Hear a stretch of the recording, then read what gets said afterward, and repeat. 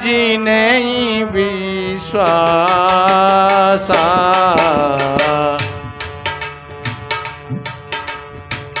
फिर नहीं होए नरक में वासा।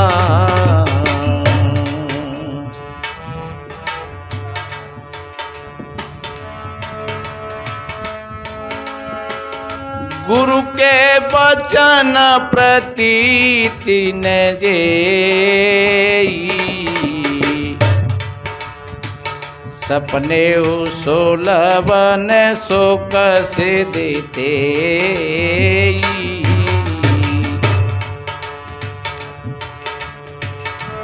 हो जो निज धर्म कर्म पहचाने, गुरु गोविंद एक कर माने, गुरु गोविंद एक कर माने। जो गुरु सेवा में मन लावे, सो मोखों चित में नित भावे, सो मोखों चित में नित भावे। विश्व वंदनीय संत सम्राट सदगुरु कबीर देव, मुदमंगल में संत समाज, सभी धर्म प्रेमी सज्जन, शक्ति स्वरूपाएं माताएं और बहन, छोटे छोटे बच्चे एवं बच्चियां, सभी को वंदन अभिनंदन करते हुए, आपने बहुत काफी देर से संतों की वाणियों को श्रवण किया गद्य और पद्य के रूप में। संतों की बातों को ठीक जो समझ लेते हैं, जो मैंने कहा कि गुरु के वचन जिन्हें विश्वासा, और फिर नहीं होए नरक में वासा। गुरु के वचन प्रतीत न जेहि, सपने सुलभन सुख सिधे ते। ऐसा देखा है, हमने भी देखा है, हमने अपने जीवन में ऐसा प्रैक्टिकल किया। जितना जितना विश्वास बढ़ता गया और उसका फल प्राप्त होता गया। जिनको गुरु के वचन पर विश्वास नहीं, वो डामाडोल है। पहले भी हमने देखा था और आज भी हम देखते। इसलिए ये सबसे बड़ा ज्ञान है कि जो संत गुरु बताएं, हम एक बड़े विश्वास के साथ उस मार्ग पर चलें। और आप चलोगे, क्योंकि जो संत गुरु बताते हैं वो सत्य का मार्ग बताते हैं, कहीं भटकाते नहीं हैं। अभी आपने सुना वो भूत का भ्रम था, वो जल तो कोई और गया था और उन्होंने समझा कि हमारे ही पिताजी चले गए, और जब वो आए तो लोगों के भ्रम हो गया कि ये भूत बन करके आ गया है, क्योंकि जल तो गया ही उसमें कोई एक। और उस भ्रम के कारण कितने लोग परेशान हुए। लेकिन जब उसका मित्र आया और उस मित्र ने ये भेद खोला कि पागल हो, हम और वो तो दोनों साथ साथ तीर्थ करने के लिए गए थे, और वहां हम एक महात्मा छोड़ गए थे, और वो जल गया उस झोंपड़ी में, और तुम कह रहे हो कि वो भूत बन करके आया। नहीं, वो तो महात्मा जल गया था और ये भाई तो हमारे साथ में थे। तो ये भ्रम था। हमारे चित्त में ये भ्रम हो जाता है। कहीं कहीं कितनी बहन बेटी कहती हैं, महाराज हमें सपने में बहुत बड़े सपना आते हैं और हम भयभीत हो जाते हैं, डर जाते हैं। वो केवल हमारी मानसिकता है, ऐसा कुछ नहीं है। जब हम अपनी खटिया पर लेटे हैं और जब कोई हमको सता रहा है, और जब जगह आंखें खुली तो कुछ नहीं है वहां, तो ये मात्र भ्रम है हमारे चित्त का। और ये भ्रम अगर टूट जाए, वो गुरु के ज्ञान से टूटता है। अब कहीं कहीं देखो जा कर के, यहाँ लोड़ी मैया की जात लगती है, तो एक महात्मा थे मोरौली के ही, तो बाद ना वो लोड़ी मैया आ रही, करीब हो गई होंगी तो 8-10 साल हो गई होंगी इस बात में। तो लोड़ी मैया आ रही जहीं ऊंचे हाथवाए के पास जहाँ मंदिर है उनका, तो कऊ भक्त ने गई महाराज पनवेश्वरी जे कबीरपंथी महात्मा तो थे गाई देते हैं। तो वो क्या कह रही भगता नहीं कि वो तो पनवेश्वरी महात्मा है, वे तो चाहे सो कछु कहे, बिनते हूँ कछु ना कहती, बिनते में कछु ना कहती, वे चाहे सो कछु कहे, बिन कहूँ तो हूँ हाथ जोतती हूँ, बिन के 5 ही है। तो वो लोड़ी मैया कह रही। इसलिए अब आप विचार करिए, हम संत महात्मा कोई आकाश से उतर करके नहीं आए हैं और जमीन में से प्रकट ना ने भय। हम में और आप में कितना फर्क है, हम में और आप में इतना ही फर्क है कि जैसे एक व्यक्ति ने तो उसको जान लिया हो और एक ने नहीं जाना हो, और आप जानने के लिए बैठे और हम महात्मा लोग आपको जनाने के लिए बैठे हैं। और आप अगर इस तरीका से जान लें तो ऐसे ही फिर वो लोड़ी मैया आपके प्रति भी कह देगी, कहा भैया ये तो पनवेश्वरी सत्संगी है सगा, जिनते हूँ तो दूर रहती हूँ, जिनके तो मैं हाथ जोड़ लेंगी 5 ही लेंगी।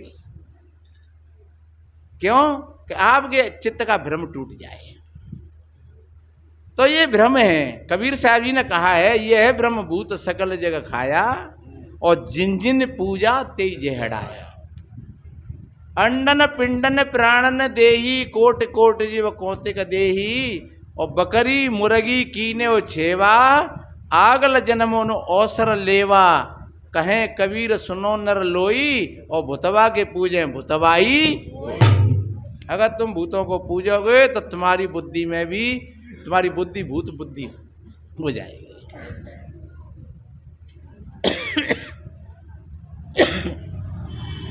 इसलिए सदगुरु कबीर साहब जी ने इस भ्रम को निवारण किया कि भरम बसाती लोक में और भरम मडा सब ठाम, कहीं कबीर पुकार के तुम बसऊ भरम के गाम। तुम भरम के गाम में ही बसे हो तो भरम तो होगा ही होगा। थोड़े से नेक हट करके अपने ज्ञान में, अपने ध्यान में अपनी थोड़ी आत्म शक्ति को जगाएं तो निश्चित रूप से आपका भ्रम टूट जाएगा। अब एक बात बताइए, आप कहीं लोड़ी मैया पे गए या काऊ मैया पे गए, आज से 40 वर्ष पहले करौली पर कितने बकरा और पड़ा कटते थे, विचार कर लेना चाहिए। और तब कहीं प्रबुद्ध लोग, अच्छे पढ़े लिखे लोग, कछु कबीरपंथी यार समाजी और प्रबुद्ध लोग तो सब समाजों में हैं, अब भी हैं। और वहां जा करके इन लोगों से कहा, रे भाई तुम इन मूक प्राणियों को क्यों मारते हो? उन्होंने कहा कि ये पनवेश्वरी माता मैया मांगते हैं, ताते मारते हैं हम तो माता मैया मांगती है तो कैसे मांगती है जी? तो कि हम 10 कदम दूरी से छोड़ देंगे और जे माता में जा करके टक्कर मारेगा। तो माता मांग रही है कि नहीं? माता की तरफ ही जी क्यों जाते हैं? तो वे लोगों ने कही कि अच्छा तो हमें बताओ, तो इधर में भीड़ और इधर में भीड़ और इधर में भीड़, अब 10 कदम दूरी से छोड़ो तो किधर आएगा वो 4 कदम आगे को दिख रहे हैं तो वो 4 कदम चलता है। और वो 4 कदम आगे के लिए गया और कसाई तलवार लेकर के खड़ा हुआ है, मारी तलवार बागो मुड़ आगे कपड़े कट गए और पकड़ पूछे और खींच ले गए, पीछे हंडी पक रही है। हमने देखा था नाली बहती रहती खूनों की, हमारे सामने की बात है। पर वो लोग समझदार थे, प्रबुद्ध थे। ज्ञानी में और अज्ञानी में यही अंतर होता है। उन लोगों ने कहा हट जाओ, हटाओ भीड़ को, तो सारी भीड़ हटा दी, अब छोड़ो। और जब छोड़ा तो कुछ इधर चले गए, कुछ इधर चले गए, कुछ इधर चले, उन्हें क्या लेना देना किसी की माता देवतन थी। तब उन्होंने कहा, प्रशासन भी साथ में था, और उन्होंने कहा कि आज से यहाँ कोई जीव हिंसा नहीं होगी।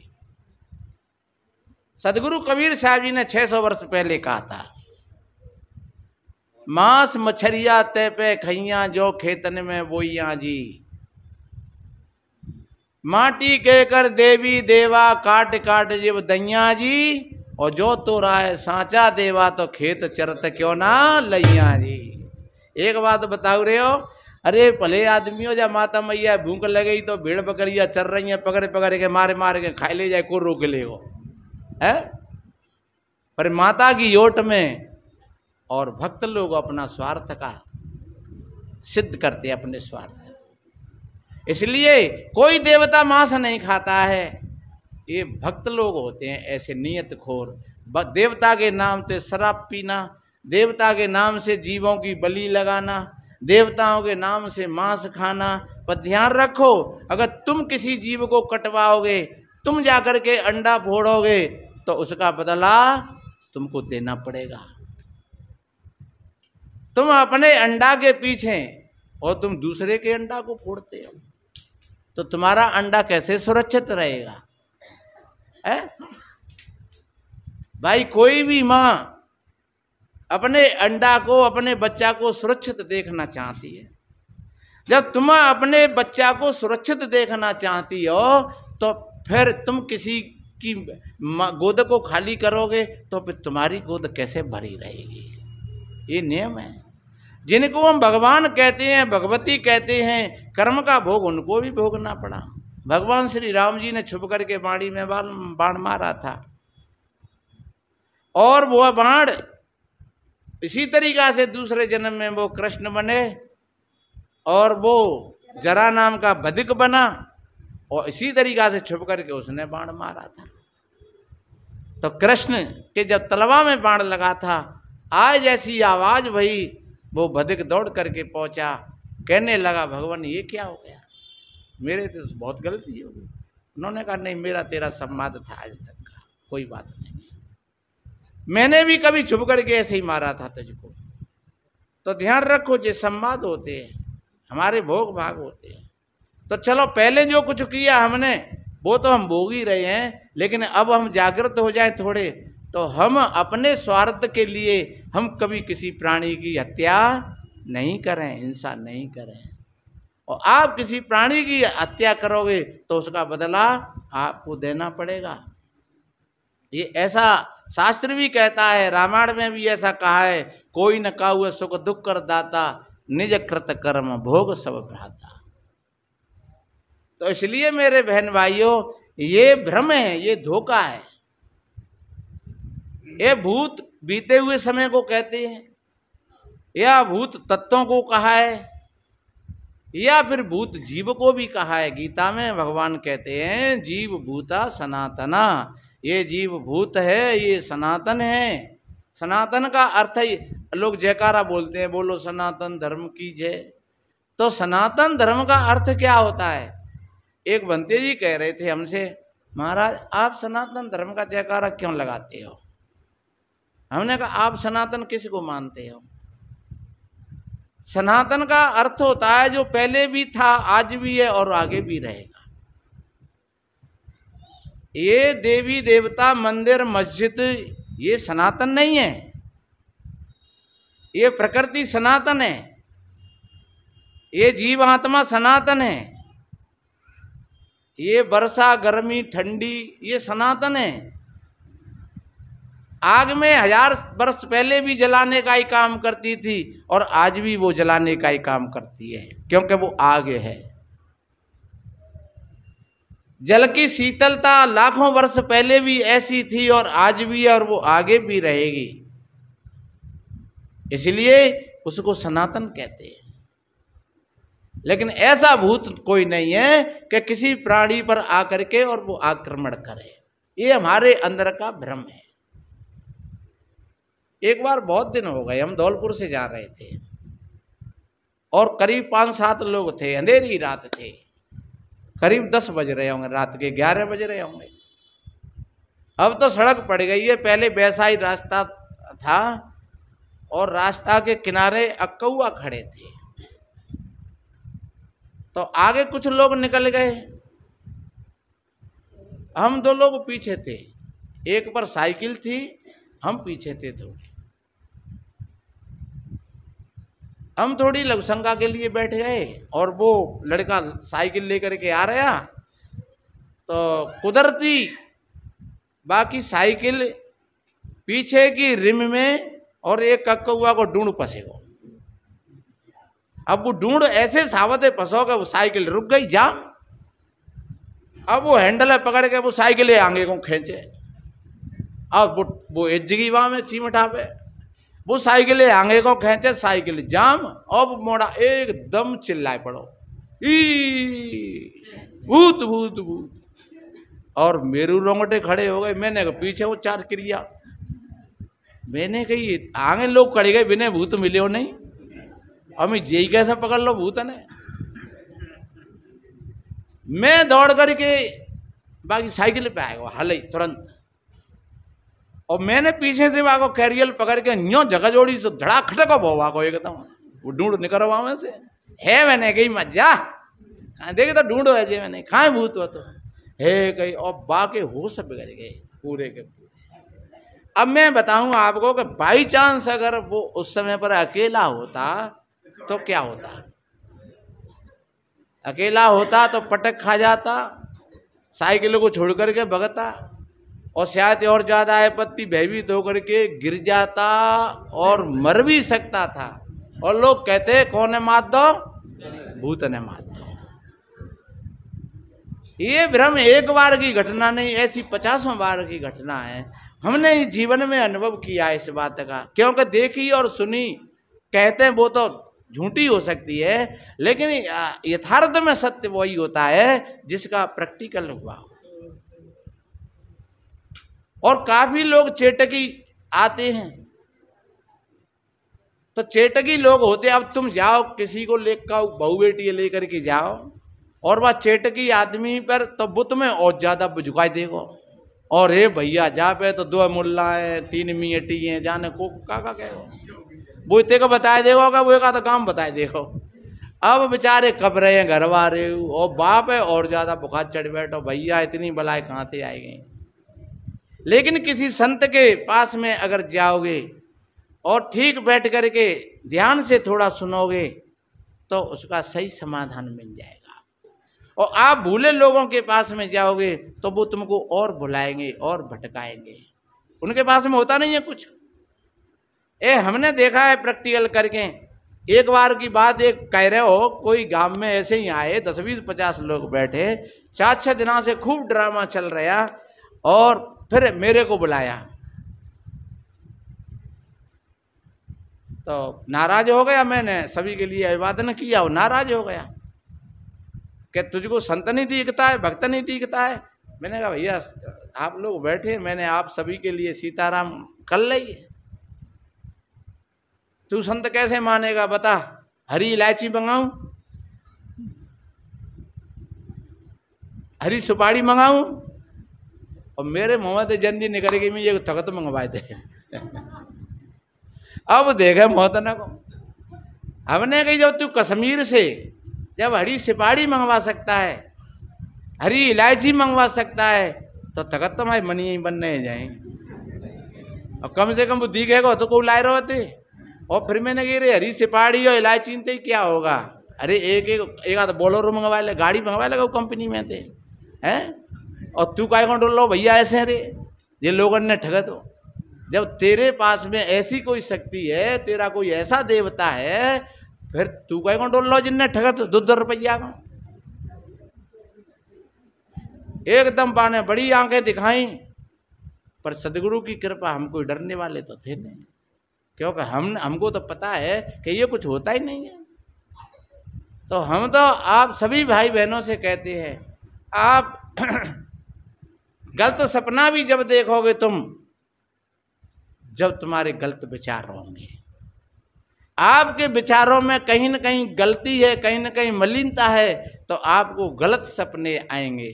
आपके विचार उज्जवल हैं, बढ़िया हैं, आपके हृदय में सर्वजन हिताय सर्वजन सुखाय की भावना अगर चल रही है, तो आपको सपने भी होंगे, तो ऐसे ही सपने होंगे जहाँ सत्संग हो रहा है, अच्छे लोगों में हम बैठे हैं, कई भंडारे चल रहे हैं, अच्छी सेवाएं हो रही हैं, तो वह तुम्हारे सपने भी बढ़िया होंगे। और तुम्हारे अगर सपनों में अगर कहीं वासना है, तो निश्चित रूप से आपके सपने भी गंदे और भद्दे होंगे। हालांकि वो सपना सत्य नहीं होता है, कैसा भी हो। कबीर साहब जी ने तो कहा है कि सपने सोया मानवा, खोली जो देखे नैन, और जीव पड़ा बहुलूट में, ना कछु लेन ने। और कितना बढ़िया कहा है कि सपने होई भिखार इंद्रप, सपने में कोई राजा भिखारी हो गया, बागो राज छुड़ाए लो तो सपने ने। और रंकना कपति होए, जागे हानि ने लावे कछु, जिम प्रपंच जेहि जोए। सपने में कोई राजा भिखारी बन गया और कोई भिखारी राजा बन गया, लेकिन जब जगा आंखें खुली तो वहां न कोई भिखारी था और न वहां कोई राजा था। हम जैसे अपनी खटिया पर थे वैसे के वैसे ही हम सोए गए, क्योंकि कोई लेने वाला था ही नहीं, वो हमारे चित्त का भास था ऐसा।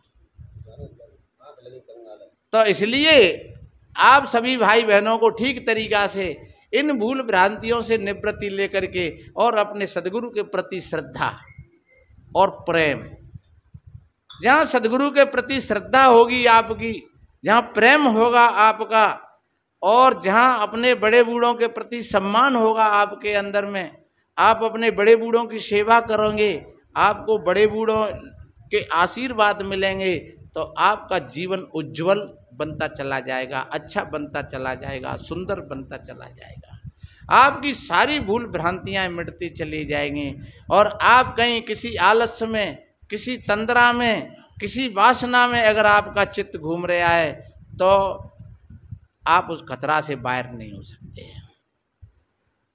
गुरु के वचन का यही है कि गुरु सत्य का रास्ता बताते हैं कि आप सत्य के रास्ता पर चलिए, सत्यमेव जयते, प्रत्येक सिक्का सिक्का पर लिखा रहता है। आप झूठ बोलोगे कहीं न कहीं, आपके भीतर में कछु है और बाहर में कुछ चल रहा है, तो कहीं न कहीं मामला गड़बड़ है। आपके भीतर में कुछ है, आपके भीतर में कोई चित्र घूम रहा है, आप बैठे हो कहीं पर और आपके भीतर में कोई चित्र चल रहा है, तो निश्चित रूप से फिर उसका परिणाम गलत आएगा। इसलिए आप अपने आप को स्वस्थ रखिए, इस सारी भूल भ्रांतियों का तगाजा दे दीजिए, कुछ नहीं है ये बिल्कुल। और आप शाम को जब बैठे तो 5 मिनट, 10 मिनट, 15 मिनट, 20 मिनट आप अपने भीतर के आते जाते श्वास को देखिए। बहुत बेशकीमती माला है ये, ध्यान है तुम्हारे भीतर में। तथागत बुद्ध कहते थे आप लौट करके आओ अपने अंदर में। आप तीर्थों में गए, मेला में गए, बाजार में गए, कहीं पर आप गए, लेकिन जब तुम लौट करके अपने घर आए, अपनी खाट पर बैठे, लोगों ने पूछा आपसे, कहो कैसा रहा, कैसी यात्रा रही आपकी, आप कहेंगे मर गए भैया। कहाँ गए? अरे साहब कछु मत पूछो, वहाँ ऐसो पानी मिलो, वहाँ ऐसो भोजन मिलो, वहाँ सोने के लिए जगह नहीं, बैठने के लिए जगह नहीं। तो तुम कहीं पर भी गए, लेकिन सुख कहाँ मिला? जब अपने घर लौट करके आए। ऐसे ही तुम लौट करके अपने घर का मतलब है आप अपने भीतर में लौट करके आइए। और जब तुम लौट करके अपने भीतर में आ जाओगे तो फिर तुमको कहेंगे नहीं कि आराम। आराम का मतलब क्या होता है? आराम, आ धन राम, अब राम आ गए, अब तुम्हारे भीतर में राम आ गए, अब तुम आराम हो। अब कहते आराम नहीं है। आराम का मतलब नहीं है कि अब राम नहीं है, अब राम नहीं है तो आराम नहीं है, और जब राम है तो फिर आराम है। इसलिए हमेशा प्राणियों पर दया भाव बना करके रखना, सच्चे हृदय से प्राणियों पर दया भाव बना करके रखना, और जहाँ काम पड़े सेवा करना, बढ़िया तन्मयता से सेवा करना, तन से, मन से, धन से सेवा करना। आपका मन निर्मल होगा, पवित्र होगा। अगर कोई कह दे फिर भी कोई, तो सहन करने की थोड़ी सी शक्ति बना करके रहे। किसी ने कह दिया कुछ तो थोड़ी सहन करने की शक्ति, थोड़ी गर्मियों सहन करें, थोड़ी बरसों सहन करें, थोड़ी सर्दियों सहन करें, थोड़े कोई आपत्ति संकट आ जाए बहुए सहन करें, क्योंकि हम मनुष्य हैं और आपत्ति और संकट हरेक किसी भी प्राणी पर आ सकते हैं। किसी स्वार्थ और प्रलोभन के आधार से हम सत्संग में नहीं जाएं। एक बुढ़िया मैया आई, अब वैसे वो पहले उपदेश ले गई, कब 1 साल पहले, उम्र होगी बाकी 100 के आसपास ने का तो कमी होगी। तो हमने कही भाई माता जी आपके क्या बेटा हैं? बोले बाबा 6 बेटा हैं। तो बढ़िया, अच्छी बात है। और बाबा 23 नाती हैं और 10 पंथी है गए। बाबा अब मैं आपसे प्रार्थना कर रहा हूँ, कहने का मैं संती और देख लूँ। और बाबा मैंने गुरु तो कईयों बनाए ले हैं, और 40 वर्ष मेरे आदमी को मरे हो गई। और बाबा मैंने मेहनत करके, मोड़े ने मेहनत करके लंगोटा लगा के मेहनत करी और मोड़े पा रहे हैं अपने।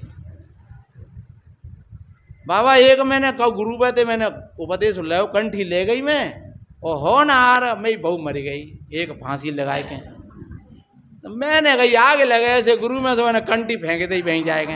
आगे लगे ऐसे गुरु में, अरे बहू ही मर गई तो जा गुरु में आगे लगाऊँ, क्या करेंगे जा गुरु को। तो बाबा वो गुरु तो मैंने छोड़ दिया था। अब बाबा फिर मैं जहाँ आई तो बाबा अब मैं तो पैदल ले जा रही हूँ। मैं भैया तुम्हें को घटना आ गई तो ऐसे मैं जा फेंक देखी। अब इतना बड़ा परिवार है, घटना तो स्वाभाविक बात है। जब 6 बेटा हैं, बहू हैं, फिर 23-24 नाती हैं, फिर नत बहू हैं, फिर पंथी हैं, और फिर संती हुए को जा रहे हैं, तो घटना तो ये स्वाभाविक बात है, ये तो होती है। जहाँ परिवार होता है, जहाँ पशु होते हैं तो हानि हो जाती है, ताप बुखार आ जाते हैं, पशु मर जाते हैं, आदमी भी छींच जाते हैं, तो घटनाएं हो जाती हैं ऐसी। तो ऐसे स्वार्थ और प्रलोभनों से नहीं, क्योंकि गुरु तो ज्ञान के लिए होता है, गुरु हमको मार्ग बताता है। अब गुरु पे 7 पीढ़ी की कोई जिम्मेदारी नहीं है। हालांकि में तुम्हारे सत्कर्म होंगे बढ़िया, तो ये सब होता है, ये स्वाभाविक ही बात है, ये तो होता है। और जब समय आ जाता है तो सब नष्ट हो जाता है। भगवान कृष्ण नहीं बचा पाए अपने वंश को, वो स्वयं भगवान थे। द्रौपदी चिल्ला चिल्ला करके कहती है आप ये बताइए, आप भगवान हो तो फिर मेरे 5 पुत्र मारे गए, क्या आप मेरे को बता नहीं सकते थे? पहला भी हमारा बेटा एक मारा गया अभिमन्यु, और आप अर्जुन को लेकर के चले गए कहीं, आप कैसे भगवान हो? इसका जवाब दो हमें। तो वो कृष्ण भी चुप हो जाते हैं। हाँ द्रौपदी ऐसा होना ही था। क्यों होना था ऐसा? हमारे 5 बेटा सोते के सोते और सबके सिर काट लिए। ये युद्ध है, लड़ाई चल रही है, ये तो ऐसा होना ही था। तो भगवान जिनको हम कहते हैं कृष्ण, वो नहीं अपने परिवार को बचा पाए। भगवान राम जिनको कहते हैं, उनकी अंतिम स्थिति को हम देखेंगे तो फिर हमें बड़ा आश्चर्य होगा। इसलिए कोई भी गुरु और सदगुरु, ये जीवन का कोई ठेका नहीं है किसी पर। हाँ, अगर आपके अंदर में समझ है और पकड़ है, आप अगर उस ज्ञान को पकड़ लोगे तो फिर चाहे दुनिया की प्रलय हो जाए, लेकिन आपके चित्त में कोई अशांति पैदा नहीं होगी। ये सदगुरु के ज्ञान में शक्ति होती है, क्योंकि आप ज्ञानी हैं, आप समझदार हो, आप प्रकाश में देख रहे हो। इसलिए सदगुरु के ज्ञान का महत्व है। तो मेरे भाई बहनों, सदगुरु एक प्रकाश है, और जो प्रकाश वो तो इन सारी चीज़ों से छुड़ाते हैं। जो गुरु है वो सारी चीज़ों से छुड़ाता है, वो मुक्त करता है। क्योंकि जितना जो संसार का घेरा है, ऐसा रामायण में भी आया है, यह सब माया का परिवार। ऐसे कहा है कि जो जितना हमारा जो हमें दिख रहा है कुछ। लक्ष्मण जी ने पूछा श्री राम जी से, प्रभु माया कैसे कहते हैं? तो उन्होंने कितनी बढ़िया बात कही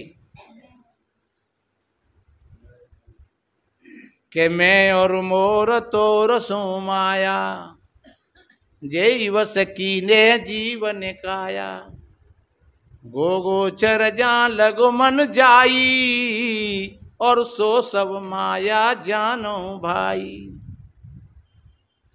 जहाँ जहाँ हमारा मन लगा, चाहे वो पारिवारिक घेरा हो, सामाजिक घेरा हो, चाहे वो धन संपत्ति का घेरा हो, जब हमारा चित्त उसमें अगर टिक गया तो समझ लो कि हम माया में टिक गए, और स्वाभाविक रूप से प्रक्रिया चल रही है, हम अपनी ईमानदारी से अपने रास्ता पर चले जा रहे हैं, तो फिर माया नहीं है, फिर ये सब भक्ति है, फिर ये सब भक्ति है, सब ये साधन है पूरा का पूरा।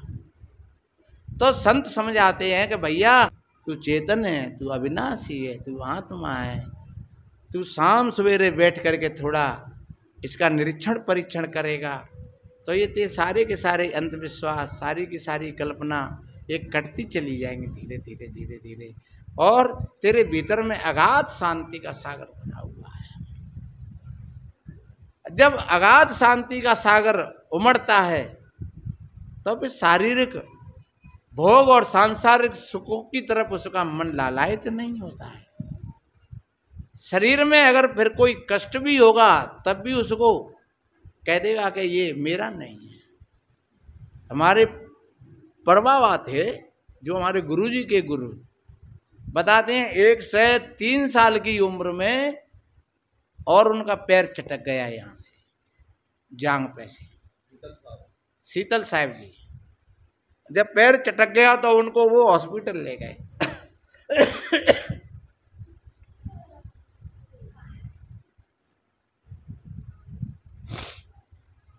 जब हॉस्पिटल ले गए तो वहाँ जब उन्हें होश आया तो फिर कहा जब पशु खाने में कहाँ ले आए मोए। अरे क्या महाराज, गुरु महाराज जी हॉस्पिटल है, आपके पैर में लग गई है, आप गिर पड़े वापस सेट दिन पे थे, जर्जर शरीर है, 1 से 3 साल की उम्र होती है कुछ ना, मोए ले चलो जल्दी निकाल करके जा पशु खाने में से। तब तो बताते हैं हमारे गुरुजी कहा करते थे कि फिर वो वहाँ 10 मिनट नहीं रुके और आए गए भाई कुटिया पे, और बैठे रहते पैर पसारे गए, और उनका चित्त संसार से इतना ऊपर उठ गया कि लोग आते दर्शन करने के लिए तो उनसे पूछते कहो कैसे आए भैया। गुरु महाराज आपके दर्शन करने के लिए हम आए हैं। तो दर्शन कर लिए आपने? बोले हाँ गुरु महाराज कर लिए। तो ठीक है अब जाओ, दर्शन कर लिए अब जाओ। और पे चुप शांत। कोई आए भैया कैसे आए? ए महाराज आपके पैर को देखने के लिए आए जी, पैर सूख गो आपको। अरे पैर सूख गई, पैर सूख गई, ये तो सब सूखने ही वालों है, ये तो सब ही सूखे गो, जाइए देख भी आए, बस से देख लियो। हो महाराज देख, तो ठीक है अब जाओ।